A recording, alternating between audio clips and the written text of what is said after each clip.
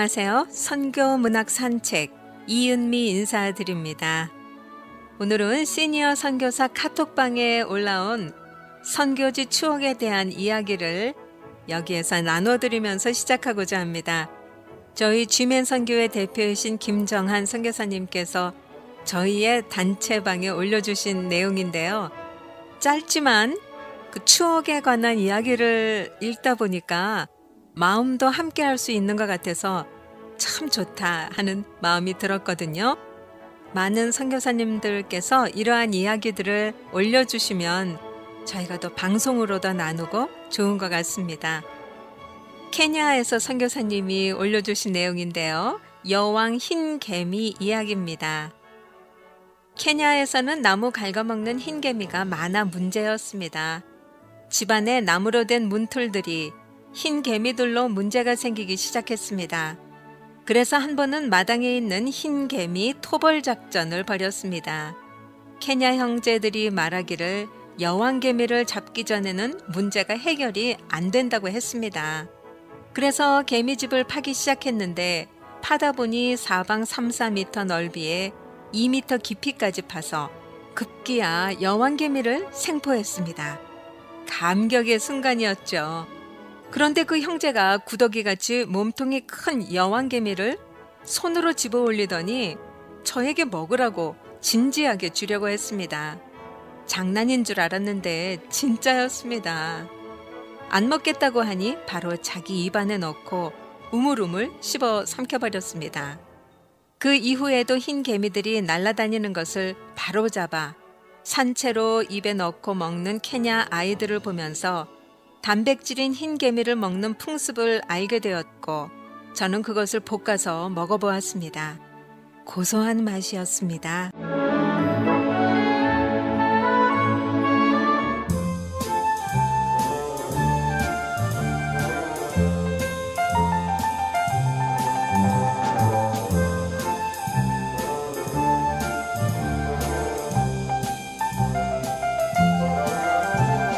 사람을 보며 세상을 볼 땐 만족함이 없었네. 나의 하나님 그분을 뵐 땐 나는 만족하였네. 저기 빛나는 태양을 보라. 또 저기 서 있는 산을 보아라.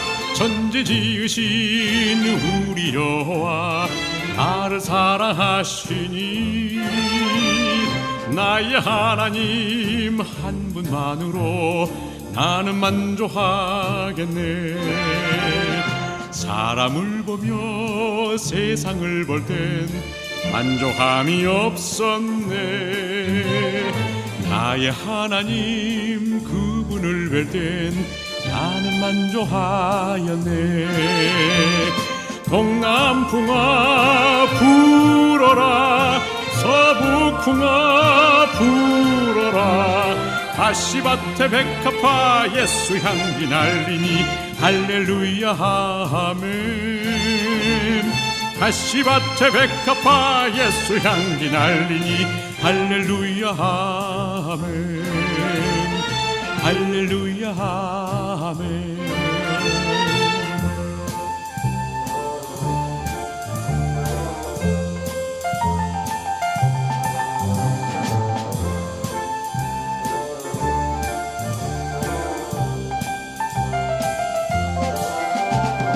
사람을 보며 세상을 볼 땐 만족함이 없었네. 나의 하나님 그분을 뵐 땐 나는 만족하였네. 저기 빛나는 태양을 보라. 또 저기 서 있는 산을 보아라.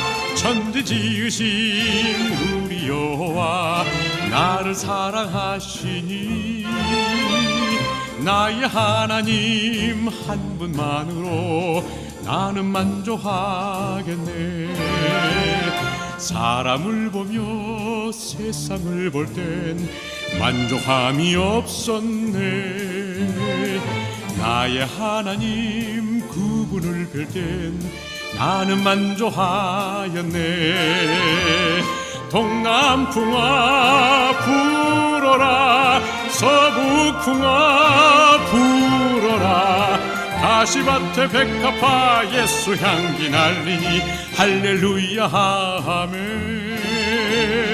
가시밭에 백합화 예수 향기 날리니 할렐루야 아멘. 할렐루야 아멘.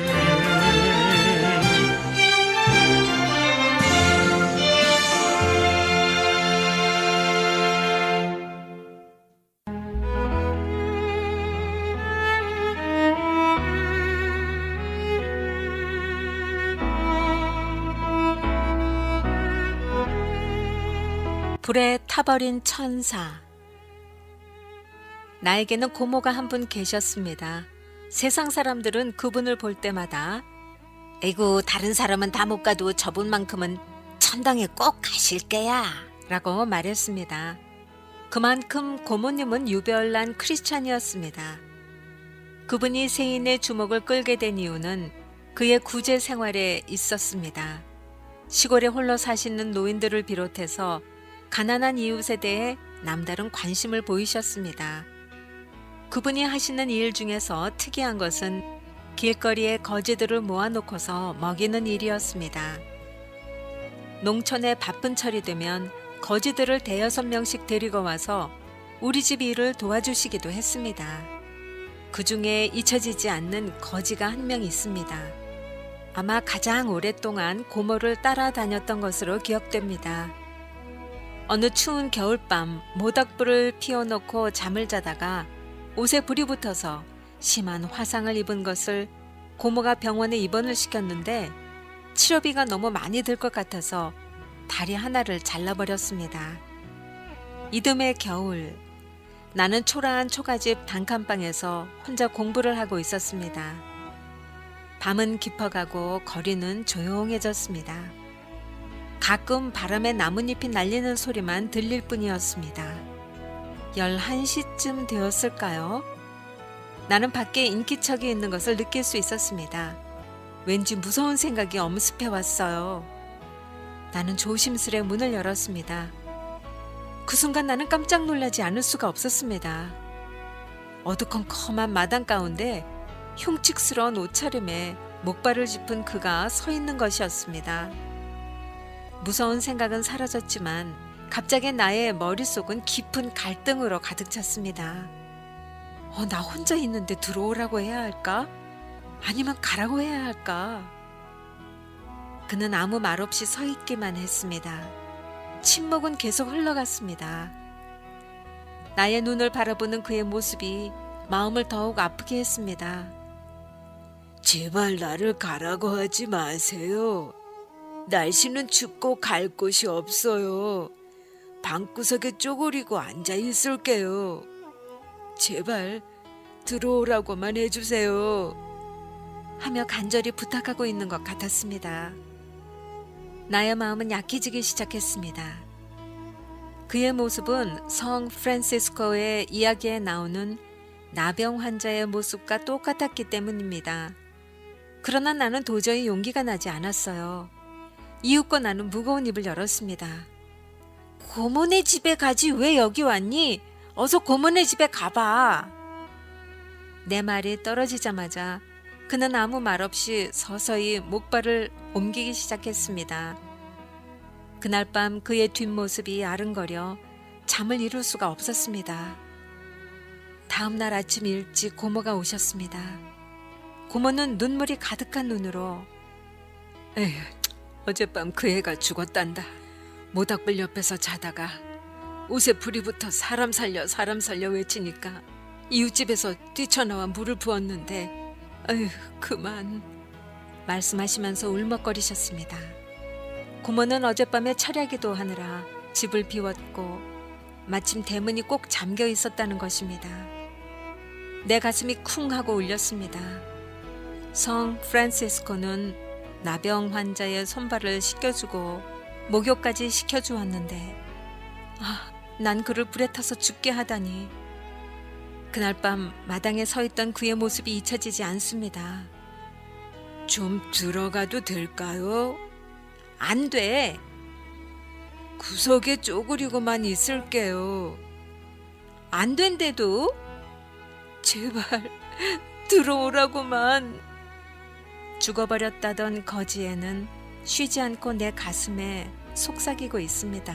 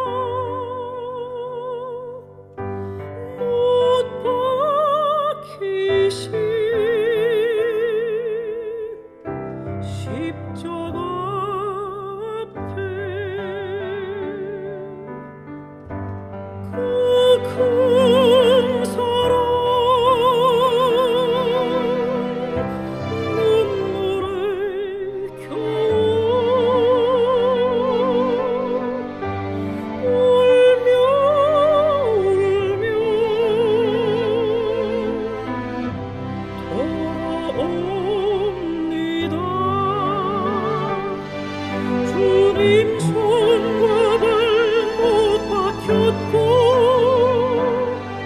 머리엔 가시관 박히셨네. 내 모든 죄와 허물 위해 말없이 피 흘려주셨네.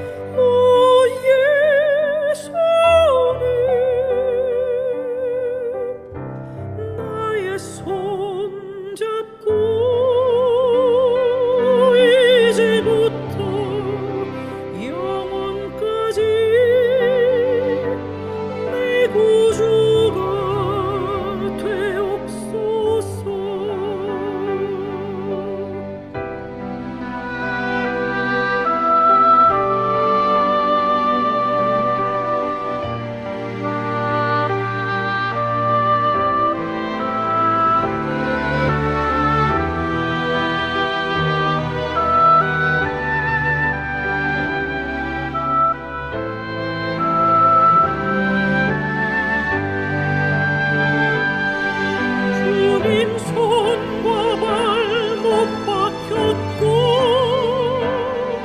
머리엔 가시관 박히셨네. 내 모든 죄와 허물 위해 말없이 피 흘려주셨네.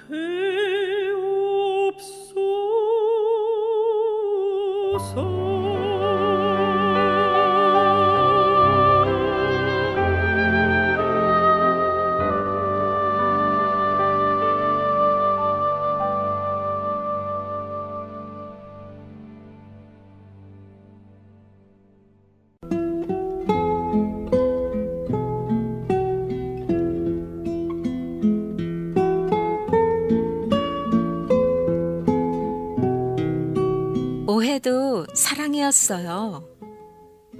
오늘 박 집사님이 이사를 갔습니다.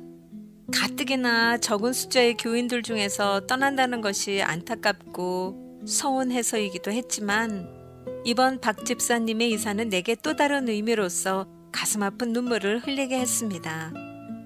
사람들은 왜 같이 있을 땐 모르다가 헤어질 때에야 비로소 서로 사랑했었음을 알게 되는 걸까요? 박 집사님의 가정은 남편의 직장 관계로 3년 전에 이곳 창원으로 이사 왔더랬습니다. 그리고 3년의 기약이 끝난 지금 다시 서울로 가는 것입니다. 사람은 만나는 시간이 길어질수록 정이 드는 법이건만 이상하게도 그분과 난 그렇게 하지를 못했습니다. 서로가 서로에게 차갑다고 했습니다. 어느새 우리 사이엔 제3자가 생겨났고 기분 좋은 말보다는 언짢은 말들이 더 많이 오고 갔습니다. 서로가 상대방에게만 사랑이 없다고 생각했습니다.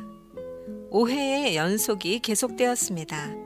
만나서 서로 웃기는 했지만 마음 한구석은 항상 씁쓸했던 것이 기억이 납니다. 박 집사, 당신은 언제나 사모인 내 흉을 보고 다닌다며? 살림이 넉넉하고 남편 잘났으면 단가 뭐? 최 집사가 그러는데 내가 한 말을 가지고 물고 늘어졌다며? 별의별 원망, 가지가지의 비판들, 사실 확인도 없이 가지고 있던 어떤 편견들. 서울로 떠나기 불과 며칠 전 난 목회자의 아내로서 마지막으로라도 그분을 따뜻하게 해서 보내야겠다는 뒤늦은 의무감을 느꼈습니다. 그래서 저녁에는 식사를 대접하기로 결정하고 이삿짐 정리를 도와주기 위해 아침 일찍 그분을 찾아갔습니다.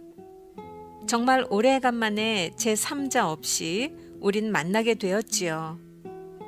이사 가려니까 너무 마음이 아파요 하며 내게 거짓없는 표정으로 이야기하는 그분을 바라보며 난 미안해요 정말 이라는 말밖엔 달리 할 말이 생각나지 않았습니다. 우린 상당히 긴 시간을 정말 허심탄회하게 이야기했습니다. 사모님, 접대 그것 있죠? 사실은 이만하고 저만하고. 나는 놀랐습니다. 그와의 얘기 끝에 그동안 우리 사이에 상당히 많은 오해들이 있었다는 것을 알게 되었을 때 난 사모로서 그리고 그분은 성도로서 또한 주 안에서 형제로서 그동안 좀 더 서로 가까이 다가가지 못했었음을 이사가는 지금에야 후회하고 또 후회했습니다. 서로가 차갑다고 느껴질 때 빨리 털어놨어야 하는 건데 너무 늦은 지금에 와서야. 우린 정말로 사랑을 주고받기를 갈망하고 있었던 것이 틀림없습니다. 서로 사랑하는 방법에 무지했었던 걸 깨닫게 되었습니다. 이삿짐이 이제 집에 하나도 남지 않고 모두 차에 옮겨졌습니다. 작별 인사를 하기 위해 목사님과 나 그리고 집사님들이 쭉 둘러섰습니다. 사모님, 이거 받으세요. 박 집사님이 웃으면서 출입문 앞에 붙였던 성도교회 교패를 떼어주었습니다. 추운 날씨인데 초록빛이 나는 교패가 따뜻했습니다. 박 집사님 손의 온기가 내게로 전해오는 것이 느껴졌습니다. 이내 그 교패는 초록 물감을 내 손바닥에 흘려낸 것처럼 내 눈에 아른거렸습니다. 잘 가라며 서로 인사를 할 때 결국 박 집사님은 와락 내 품에 달려들었고 난 미어지는 아픔으로 그분의 어깨를 끌어안고 서로 울음을 터뜨리고 말았습니다. 사랑을 갈망했던 3년 동안 그분의 가슴이 얼마나 허전했을까를 생각하니 나의 속 좁은 모양새가 얼마나 바보스러웠던지요. 눈덩이가 뻘겋게 부어오른 얼굴에 웃음을 띄우며 손을 흔드는 박 집사님을 멀리 쳐다보면서 난 중얼거렸습니다. 박 집사님, 오해도 사랑이야.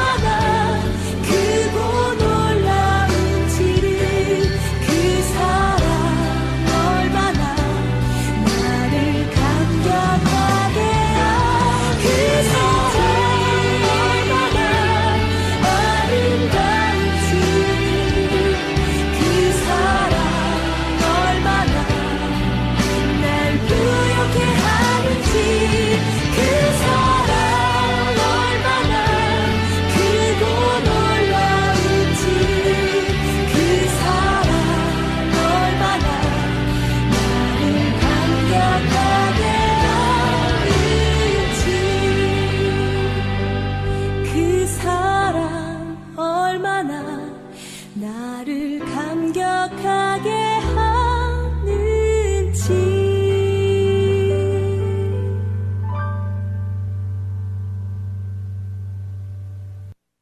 이 방송을 듣고 계시는 여러분들이 거의 아시고 계실 거예요.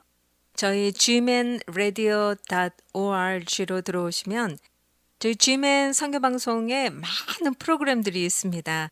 자, 여러분들은 그 얼만큼의 프로그램들을 들어보셨는지요? 혹시 모르시는 분들을 위해서 제가 다시 한번 말씀을 드릴게요.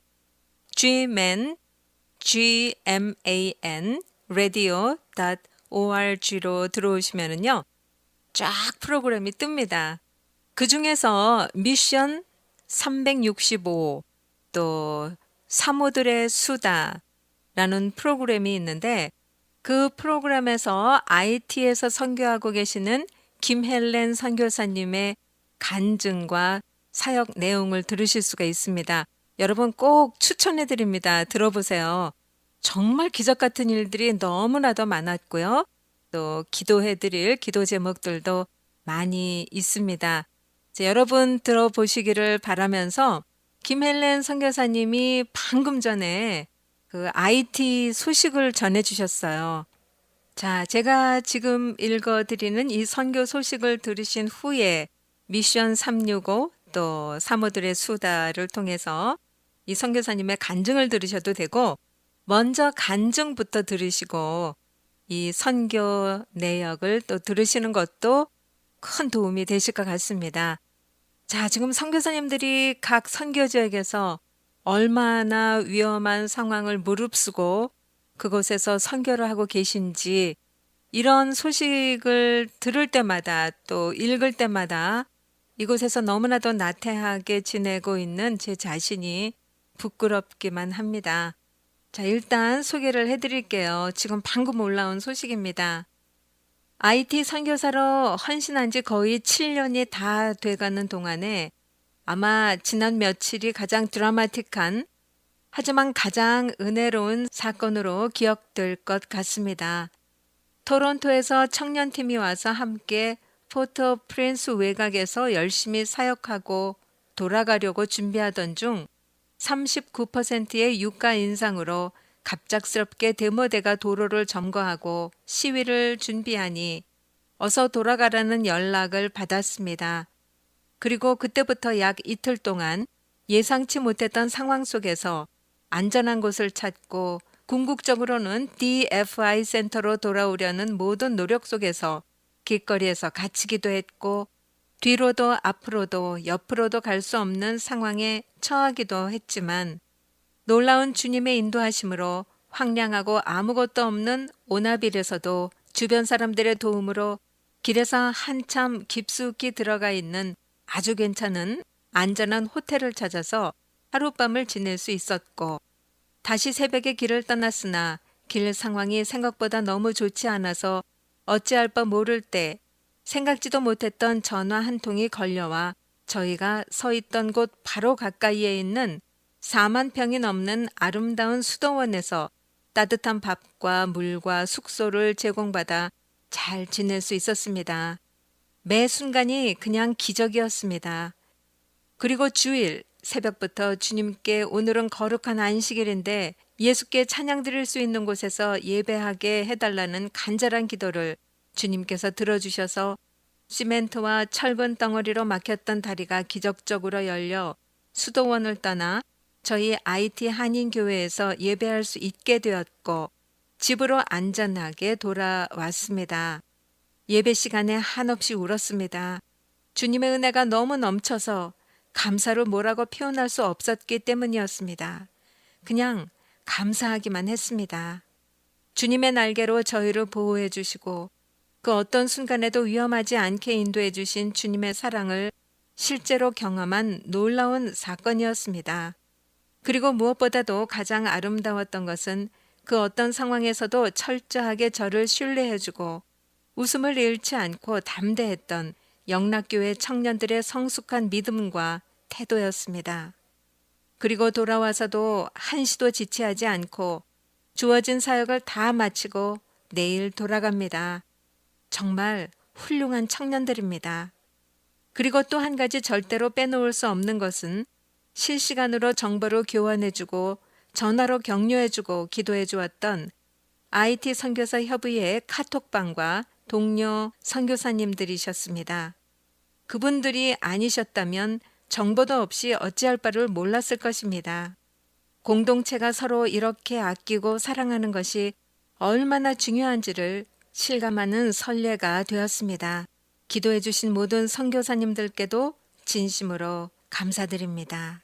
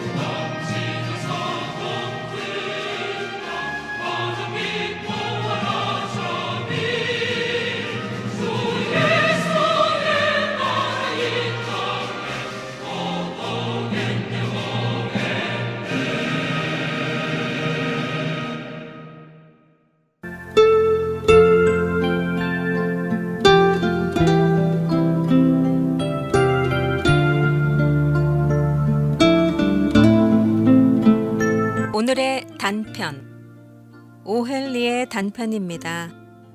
20년 후 순찰 중인 경관은 큰 길을 당당히 걷고 있었다.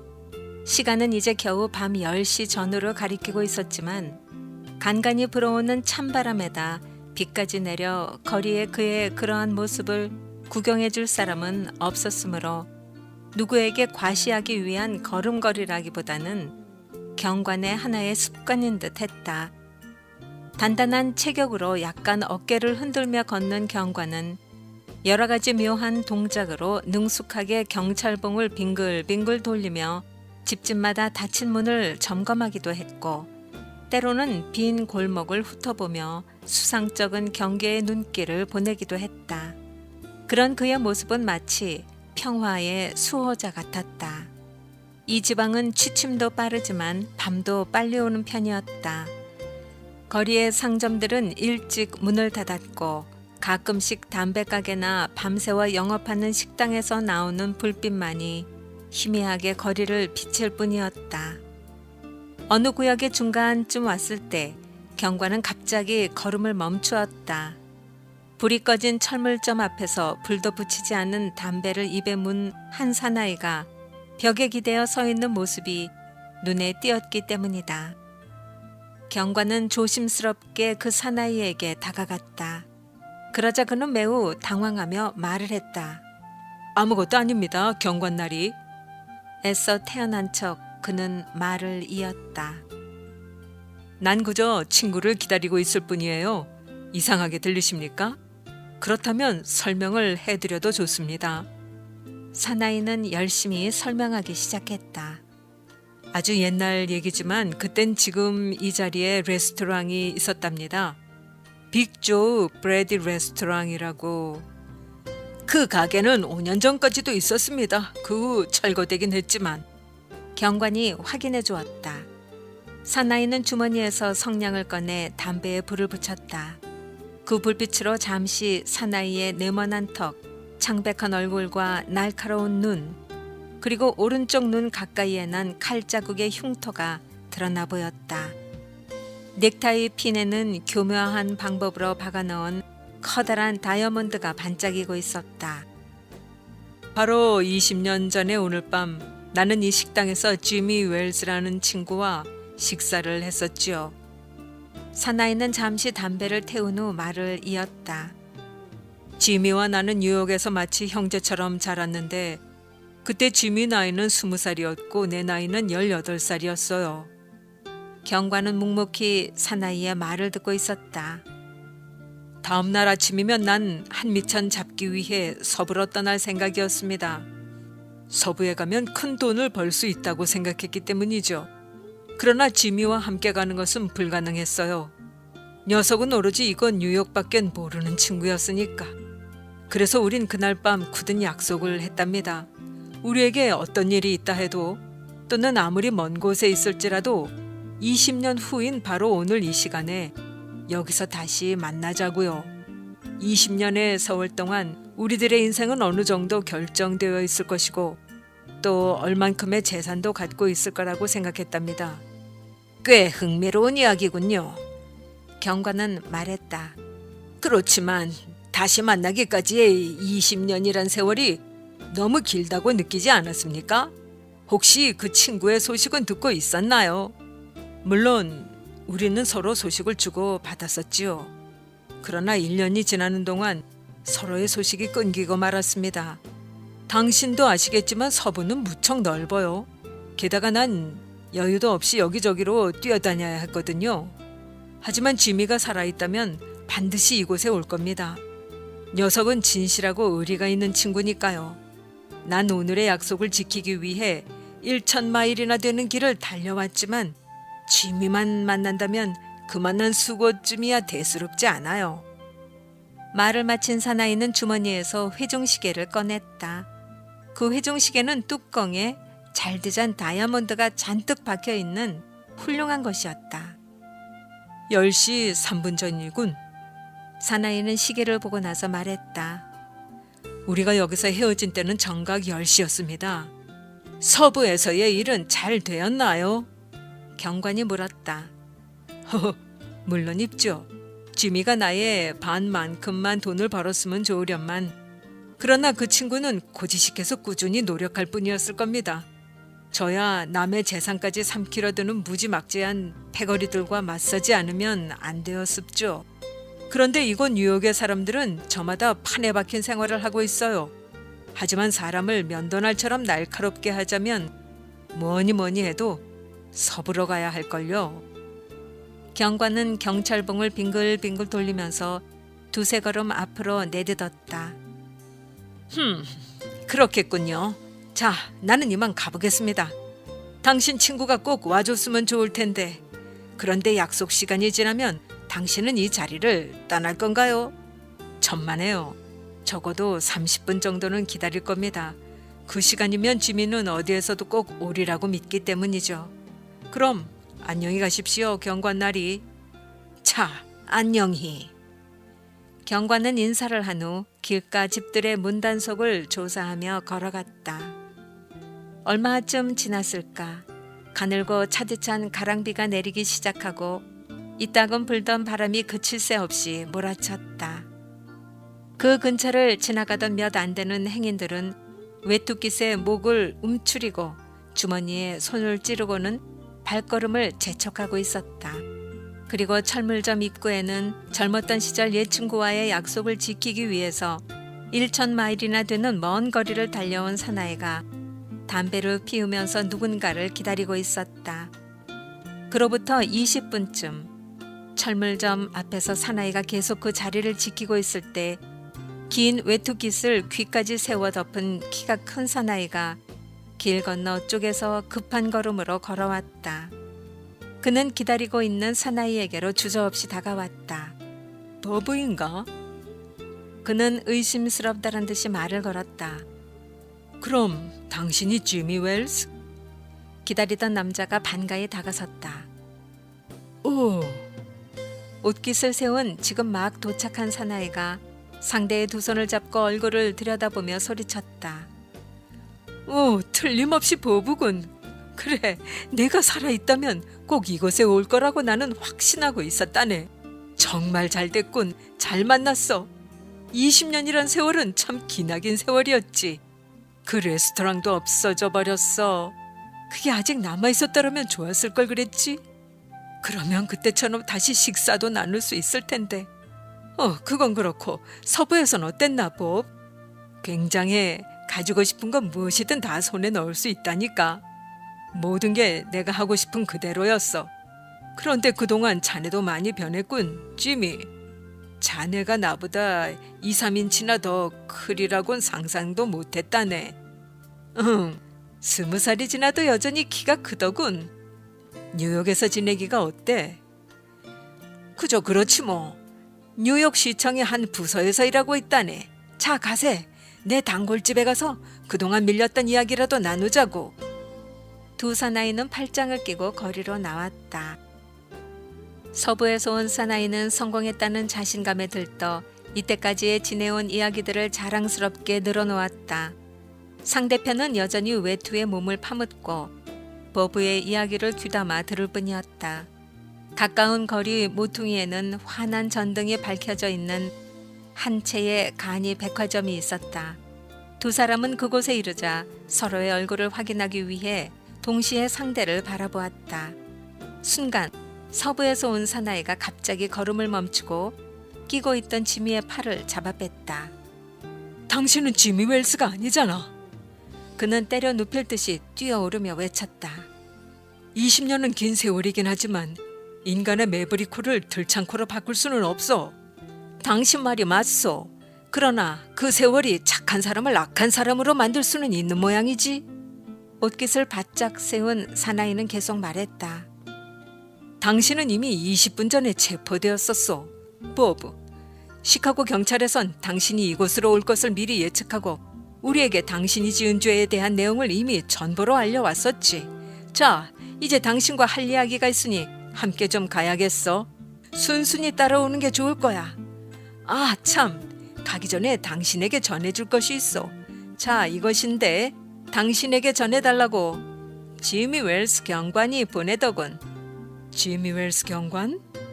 서부에서 온 사나이는 전해받은 쪽지를 불빛 아래서 펼쳐보았다. 쪽지를 읽으면서 침착했던 그의 손이 떨리기 시작했다. 쪽지의 내용은 다음과 같았다. 보브, 난 시간에 맞춰 약속 장소에 갔었다네. 그런데 자네가 담배에 불을 붙이려고 성냥을 그은 순간 나는 자네가 곧 시카고 경찰에서 수배하고 있는 바로 그 범인이라는 것을 알았다네. 순간 당황했지. 그러나 난 내 손으로 자네를 체포할 수는 없었어. 그래서 그냥 돌아와 나 대신 이 사람에게 그 일을 부탁한 것일세.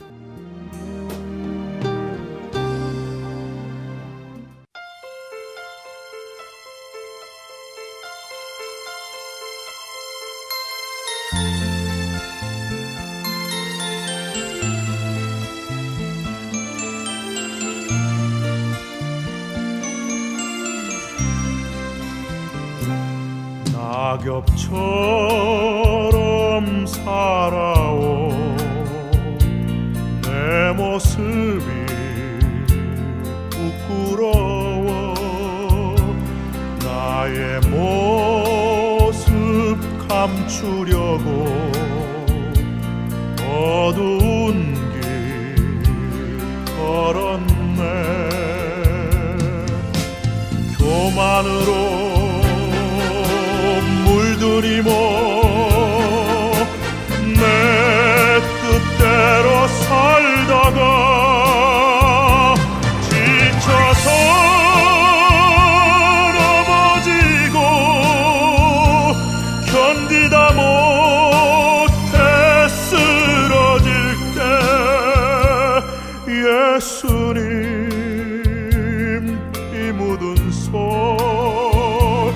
나를 잡아 주셨네 강자처럼 살아온 내 모습이 부끄러워 나의 모습 감추려고 어두운 길 걸었네 욕심으로 물들이며 세상 유혹 쫓다가 세상 사람 멸시쳤네 견디다 못해 쓰러질 때 예수님 피 묻은 손 나를 감싸 주셨네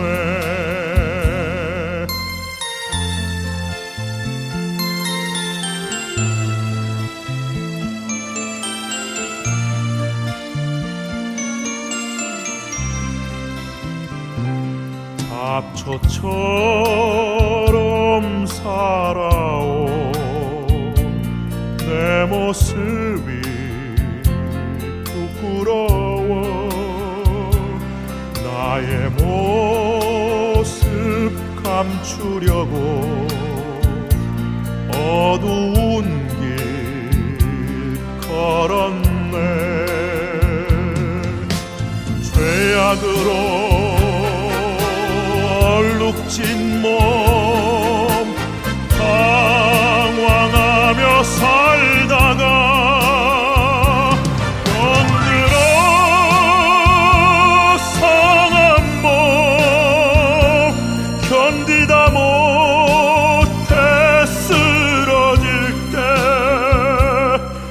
예수님 피 묻은 손 나를 구원하셨네 예수님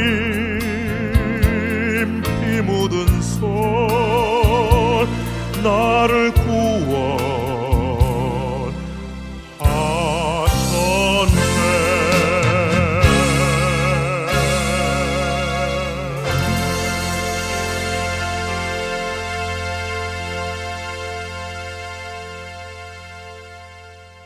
우리는 하나님의 일을 한다고 하면서 실수를 많이 저지르곤 합니다. 하지만 선하고 인자하신 우리 하나님께서는요, 우리의 실수조차도 귀하게 사용하십니다. 이야기 한 가지 전해드릴게요.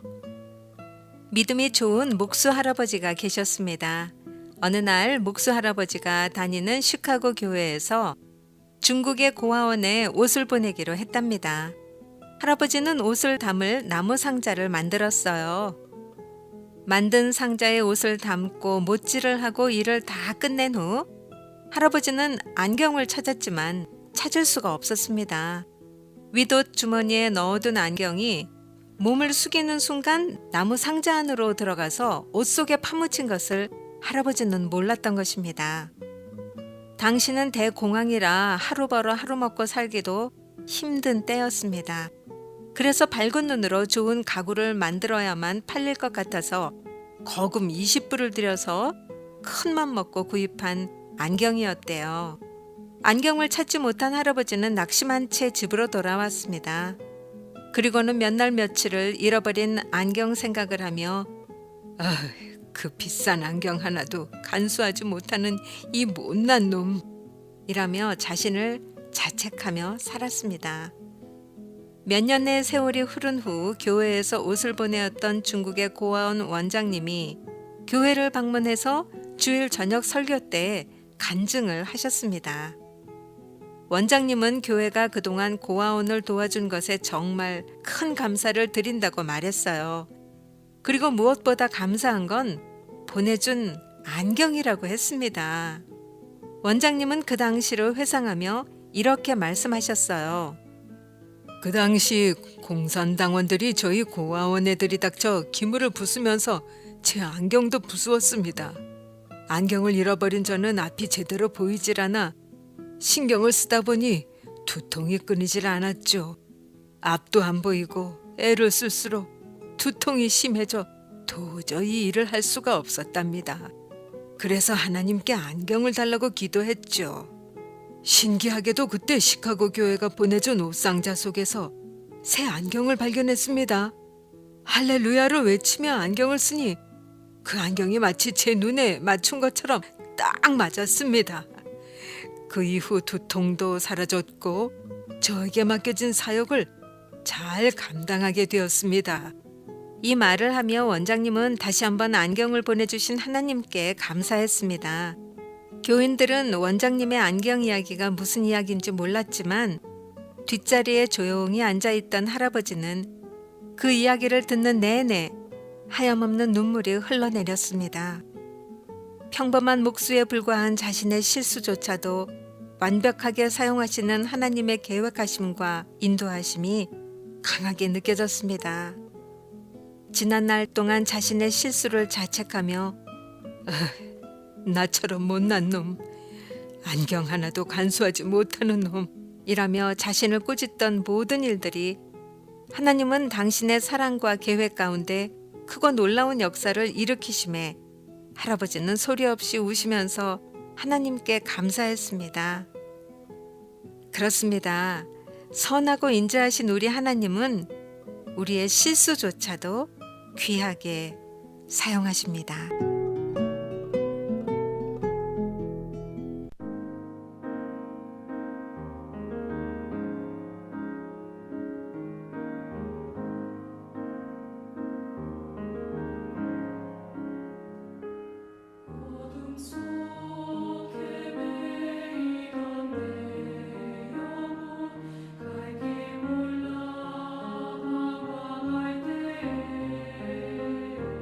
주의 신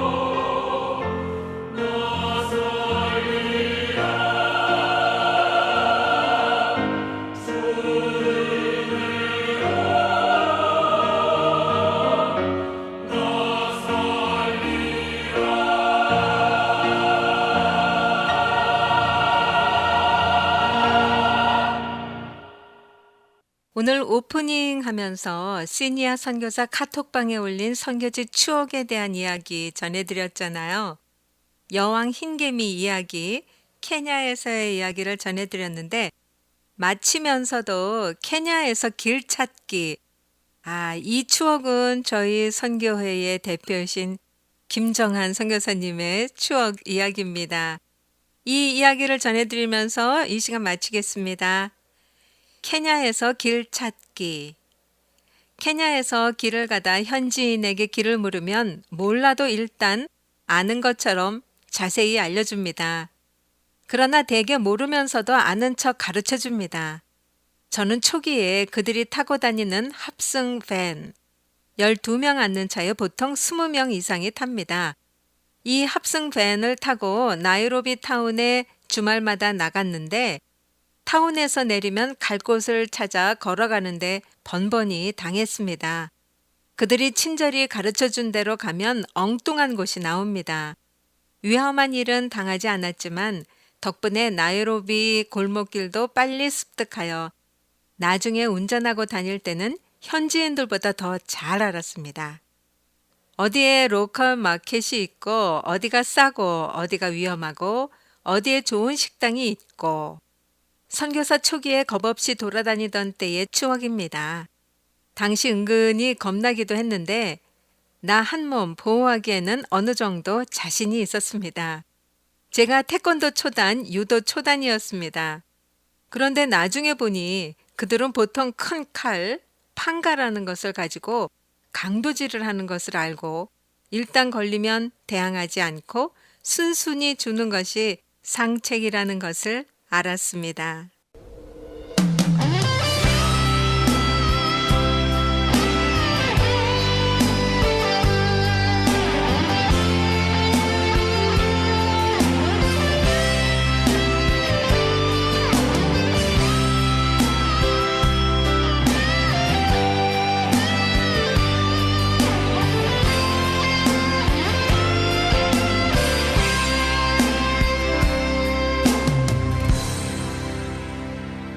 주님이 주신 땅으로 한 걸음씩 나아갈 때에 수많은 적들과 견고한 성이 나를 두렵게 하지만 주님을 신뢰함으로 주님을 의지함으로 주님이 주시는 담대함으로 큰 소리 외치며 나아가네. 이 산길 내게 주소서.